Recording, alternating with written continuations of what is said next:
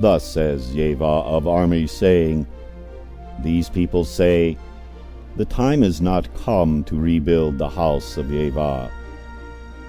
Then it happened that the word of Yahweh was in the hand of Haggai the prophet to say, But it is time for you to dwell in your paneled homes, and this house lay waste. Haggai chapter 1, verses 2 through 4.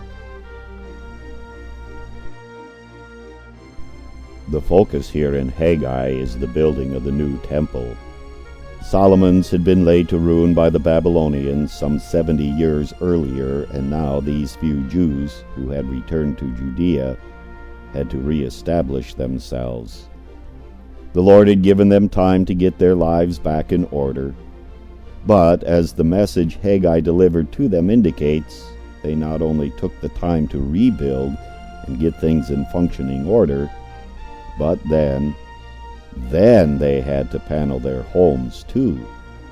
They could not possibly survive, or be expected to survive, without first having all the amenities and luxuries and the most modern of equipment. Then, and only then, would they at least start to think possibly about rebuilding the temple.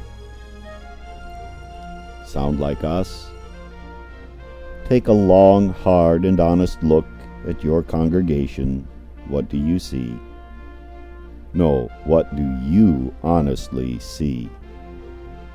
You may belong to a large congregation, and there are many individuals who can and do help out with various projects. The question to ask is, what are you doing? How are you helping? How are you building? Do you contact those individuals who seem to be drifting away? Do you offer to give a ride to an elder member? Do you go and visit the shut-ins? It does not matter how many others there are. It is never a question of that. It is a question of, what are you doing? Oh, that's right. Much of the work is the preacher's job. That is why we called him. True enough. But how many meetings a week does he have?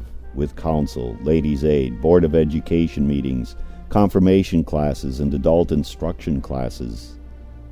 This is not to speak of any other administrative work he does, and does not take into consideration the work for Bible classes, the sermon and service. Then suppose he is married and has children, so he has a home and family life and marriage to see to also. What are you doing to build the temple of the Lord? The more important question is, what are you doing to build yourself up? The apostle reminds us you are the temple of the Holy Spirit. The Holy Spirit operates through the Scriptures.